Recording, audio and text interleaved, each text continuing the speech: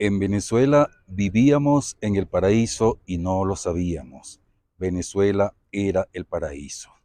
Había prosperidad y abundancia por todos lados. Por donde usted se metía, prosperidad y abundancia. Incluso la gente de muy bajos recursos, la gente muy pobre, la humilde que vivía en el barrio más paupérrimo, tenía los tres platos en su mesa.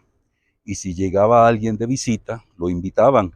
Y hay que usted no comiera, porque era un desprecio, porque la forma de ellos mostrar su cariño, su aprecio, era brindándoles un plato de comida.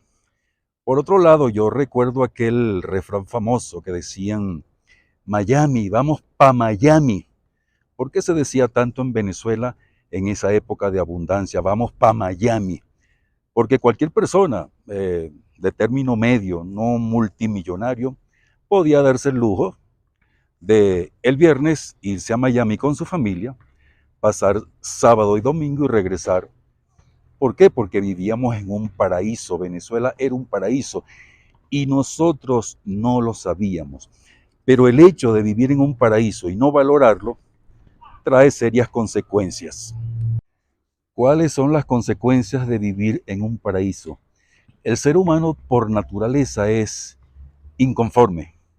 Vivíamos en el paraíso y en aquel momento, en ese paraíso, se turnaban dos partidos políticos, AD y COPEI. Un periodo presidencial para AD, otro periodo presidencial para COPEI. COPEI AD, COPEI AD, COPEI AD. Así eran los presidentes de esos dos partidos. Entonces la gente dijo, ya estamos cansados de estos dos partidos, queremos un cambio, algo nuevo. En ese momento apareció en la escena de Venezuela, en la escena política, un personaje que no voy a decir su nombre. Un personaje y la gente lo vio como un salvador, el gran salvador. Ahora mi pregunta es, ¿salvador? ¿Salvador de qué carrizo? ¿Cómo va a ser alguien salvador si nosotros vivíamos en el paraíso? Pero como la gente es inconforme, ese personaje se lanzó a la presidencia y ganó.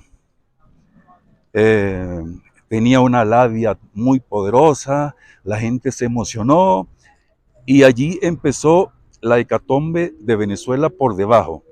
Por debajo, nosotros no nos dimos cuenta. El país se fue deteriorando. Este personaje murió. Luego montaron a otro para no ser el cuento largo, porque este no es el objetivo. Montaron a otro y el país empezó a desmejorar, a desmejorar. Vimos que la prosperidad y abundancia ya no era la misma. Los productos empezaron a escasear. Los alimentos empezaron a subir de precio y nosotros nos sorprendimos y dijimos, ¿qué es esto? Aquí está pasando algo muy raro. Cuando los venezolanos nos dimos cuenta de que había algo raro, de que estaba pasando algo raro, ¿cómo era posible que en un país, uno de los países, por no decir el país más rico de Latinoamérica, empezaron a escasear los productos? Empezó una crisis, fue algo terrible, ya el dinero no alcanzaba, porque a alguien cuando tenía un sueldo mínimo le alcanzaba ese dinero, pero ya ese sueldo mínimo no alcanzaba. Y empezaron las marchas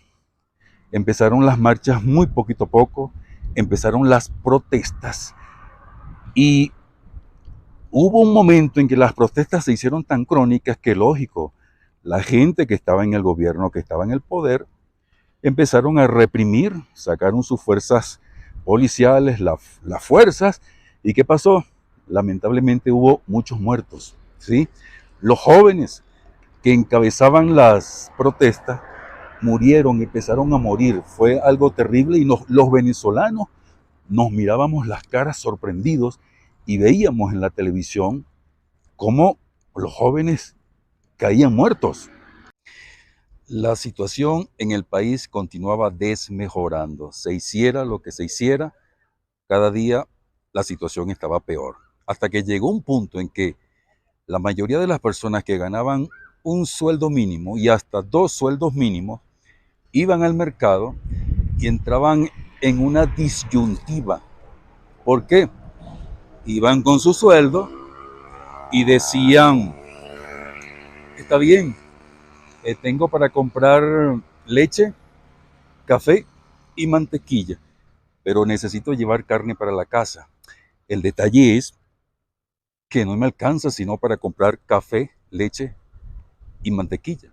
Entonces la gente tenía que decidir, o compro la carne, porque es importante comer proteínas, o compro el café, la leche y la mantequilla que me va a alcanzar un poquito más. La situación se hizo muy crónica y aquí lamentablemente la mayoría tomó una gran decisión. ¿Y cuál fue esa decisión? Sobrevivir. Así que una gran cantidad de venezolanos dejaron su país y se fueron a otros países rumbo a buscar nuevas posibilidades, nueva vida. Pero lamentablemente, ¿qué fue lo que salió primero? Primero salieron los ladrones, sí, tengo que decirlo, los ladrones venezolanos, los malas conductas, que creaban conflictos en Venezuela, que eran el azote de los venezolanos, y se fueron a otros países. ¿A qué? Fueron con su mala costumbre, con su mala conducta, y crearon azotes en otros países, dañando la imagen del venezolano. Entonces pagamos justos por pecadores. Es muy común ya en el planeta, los venezolanos tienen la gran fama. Ese es venezolano, ese es un ladrón, ese venezolano es un ratero. Pero no es que todos los venezolanos son ladrones y rateros, es que ellos eran rateros en nuestro país y salieron a hacer lo mismo a otros países. Así como existen ladrones y rateros en cualquier país del mundo. Entonces, no pueden ustedes, amigos, hermanos de otros países, juzgar y decir, todos los venezolanos son unos ladrones, todos los venezolanos son unos rateros, porque eso no es así, porque en su país también hay ladrones, también hay rateros y hay gente buena, como también hay en Venezuela. Muy buenos venezolanos han salido, profesionales de alto nivel que incluso han ganado premios, se han destacado por su inteligencia, pero eso no lo hacen viral en el mundo, no, se hace viral los venezolanos ladrones, los venezolanos malas conductas, pero aquellos venezolanos que brillan, que son inteligentes, eso no sale, eso no se hace viral. Incluso conozco venezolanas que se han casado en otros países con personas de esos países y han formado una familia, y venezolanos que han hecho otro tanto. Entonces, amigos, hermanos de otros países, no metan a todo el mundo en un lote. No digan que todos los venezolanos son algunos venezolanos, repito, como pasa en sus países, en sus países. En sus países hay buenas personas, pero también hay personas de lo último que no. Soy Anaida González, venezolana viviendo en España, con una carrera de abogado y ejerciendo de fiscal del Ministerio Público. Por razones políticas y personales me tocó emigrar de mi país. España, no tengo idea, creo que ella fue la que me escogió a mí en vez de yo escogerla a ella. Cuando llegué aquí tuve que decidir qué hacer y en el 2000, por razones también personales, empecé a hacer terapia. Esas terapias que me sirvieron para crecer y para sanar, pues las puse a la orden del resto de la gente. Hoy, 10 años más tarde, casi 11 años más tarde, me siento muy contenta, muy feliz y poniendo el corazón en todo lo que hago. Venezuela sigue siendo mi patria y de donde tomo la fuerza. Hola, mi nombre es Jocelyn Santamaría, tengo 30 años, soy venezolana y emigré a Buenos Aires, Argentina en el año 2018, en búsqueda de un mejor futuro tanto para mi familia como para mí. ¿Por qué escogí Argentina? Porque me daba la oportunidad de crecer profesionalmente. Soy médico general y actualmente residente de segundo año de medicina interna. Me adapté con facilidad a este país y la verdad que estoy muy agradecida por la oportunidad. Hola, mi nombre es Graciela León, soy venezolana por supuesto, salí de Venezuela hace muchos años y salí buscando grandes oportunidades, formas para crecer, para vivir mejor y para tener también la parte más importante, la salud, que es lo más importante en el mundo. Cuando uno tiene salud, lo tiene todo. Y escogí Canadá porque es un país lleno de muchas oportunidades, donde el emigrante se le ayuda muchísimo y tiene una forma de crecer y de vivir en paz, en armonía. Sucede también que cuando el venezolano en otros países va a buscar trabajo, dicen si es venezolano o no. Cuando va a buscar alguna habitación para vivir, si es venezolano o no. No le arriendes o no le alquiles a un venezolano. Cuando se trata de algún apartamento, a venezolanos no. Pareciera que el venezolano tiene como un estigma, una cruz, como diciendo, eso es pura porquería. Analicen, amigos. También recuerdo que en la panadería estaba un portugués, en la carnicería estaba un español, el que limpiaba zapatos era un peruano, el que cargaba bolsas era un colombiano.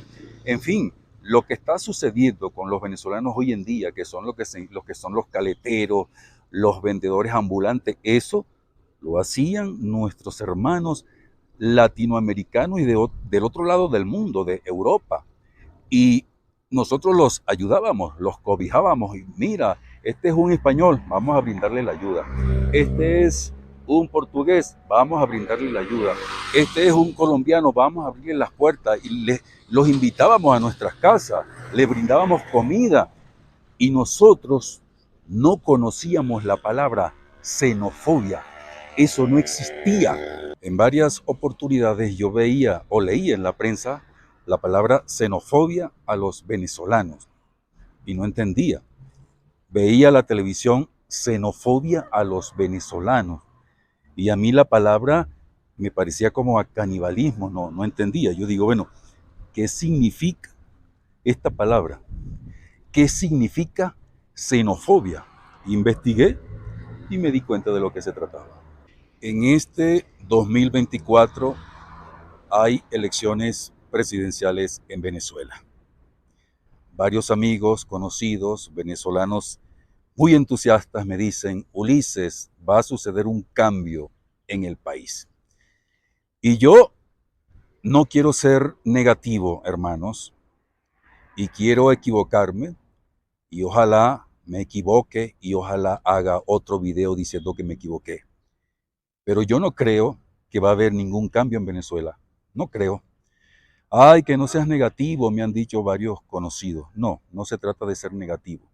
Se trata de que allá, en mi país, hemos visto varias elecciones y ya sabemos quiénes ganan esas elecciones.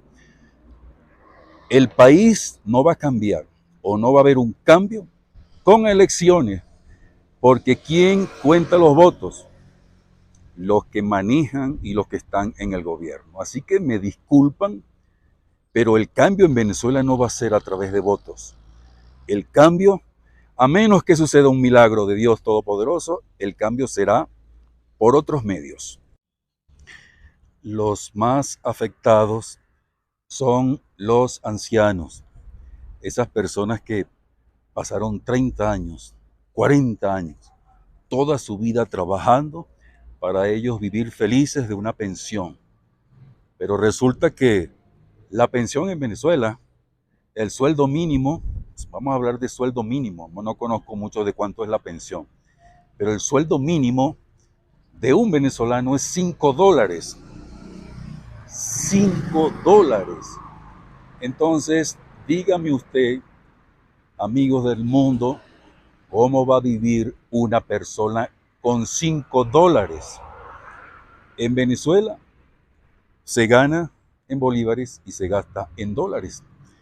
Una persona va con $5 al mercado y es parecido al ejemplo que les di hace poco. Toma una decisión entre comprar el azúcar, entre comprar la leche o comprar un pedazo de carne. ¿Qué hace? Y eso es durante un mes. Ahora, una persona se come un pedazo de carne una sola vez, a menos que viva de café y de azúcar. ¿Cuánto? 15 días.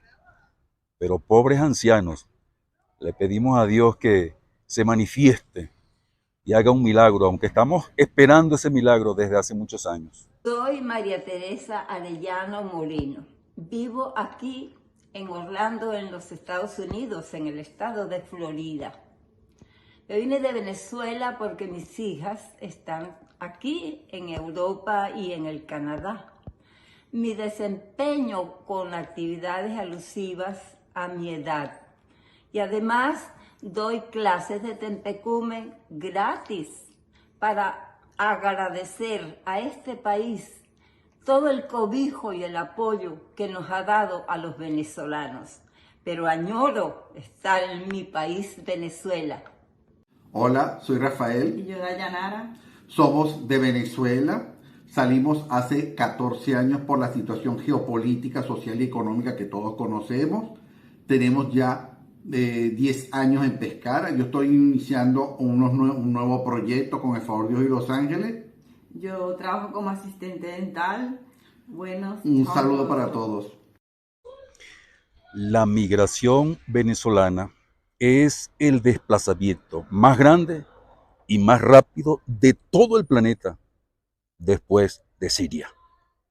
Es la crisis migratoria más grande de América Latina. Hay alrededor de unos 6 millones de venezolanos refugiados y desplazados. Esto se trata de una cuestión humanitaria. Aquí no se trata de que tú estás hablando mal de este o de aquello. Es una cuestión de sentido común, es una cuestión de humanidad. Entonces yo apelo a la humanidad, apelo a las instituciones internacionales. ¿Dónde están? Hola, hola, mi nombre es Fabrina Navarro, motivo por el cual salí de Venezuela. Hace 2 años estaba trabajando en una empresa en la isla de Margarita, Venezuela, como ingeniero civil. La empresa, debido a la crisis, cerró las oficinas. Mi hijo menor le pasó igual. La empresa cerró operaciones en Venezuela. Mi hijo mayor estaba trabajando como cocinero. Se vino a Colombia apoyado por sus primos. Al mes de estar acá consiguió trabajo. A los 2 meses, apoyados por él, mi hijo menor y yo vinimos aquí a Bogotá, Colombia. Al poco tiempo recibimos el permiso permanente, el PPT, por 10 años. Empecé a trabajar en una empresa de ingeniería civil, en una remodelación de unas fachadas. Mi hijo menor también, actualmente trabajan los dos. En estos momentos me desempeño como terapeuta holística. Aquí en Colombia lo hago vía online y también presencial aquí. Gracias a Dios, este país nos recibió con mucho amor, nos recibió muy bien. Hemos sido tratados muy bien por las personas acá. La adaptación para mí ha sido un poco difícil, el clima, el frío. Al principio me costó un poco entender a las personas y al sistema, pero en este momento siento que estoy bastante adaptada a ellos y al sistema. Realmente me siento muy complacida por este país porque nos dio su acogida y bueno, gracias. Yo estoy haciendo este video en Colombia y las veces que digo Venezuela, venezolano, xenofobia, es lógico, se me quedan mirando. Otro detalle también que me llama la atención de Venezuela. Algunos amigos me dicen, no, pero es que allá se puede vivir. Y mi pregunta es, ¿se puede vivir cómo? Si las personas que tenían alguna profesión ya no la están ejerciendo. No, pero es que pueden hacer otra cosa. Entonces, eso también llama la atención. Una persona que es un profesional, ¿cómo es eso que puede hacer otra cosa? Ah, bueno, sí puede hacer otra cosa, las personas adultas. Pero un joven, alguien que está empezando la vida, puede hacer realidad sus sueños cuando las condiciones no están dadas. A menos que se parte el lomo haciendo un negocio, lo que sea. Pero vuelvo y repito, no es su sueño. Reitero, hermanos del mundo, los venezolanos están en su país no porque quieren ir allá a fastidiarles la vida, no porque quieren perjudicarlos a ustedes, no, es porque no les queda más remedio. Son personas que necesitan ayuda. ¿Y cuál es la ayuda que reciben? Desprecio, xenofobia. Ustedes no se han puesto a pensar en lo que pasa por la cabeza de un venezolano, en lo que pasa por la vida de un venezolano siendo rechazado. Vuelvo y repito, hay malos venezolanos, pero también hay buenos. Hay otro detalle también. En Venezuela pasa el fenómeno que hay personas muy poderosas o gente muy ostentosa que tienen grandes negocios. Yo he visto el trabajo de otros youtubers, dicen, pero yo estoy confundido con Venezuela. Yo pensé que me iba a encontrar a personas aquí tiradas en el suelo. Hay las dos realidades, las personas tiradas en el suelo que no tienen que comer y las personas multimillonarias nadando en dinero, nadando en dólares, porque son personas que están conectadas. Quienes continúan en el país, hay que seguir viviendo. ¿Qué más se puede hacer? Si hay algo que se puede hacer para remediar la situación, vamos a hacerlo. Si no, seguir viviendo y mucha paciencia. Y a quienes estamos en otros países, vamos a dar lo mejor de nosotros para romper la fama que tienen los venezolanos en el planeta, para que vean que somos buenas personas.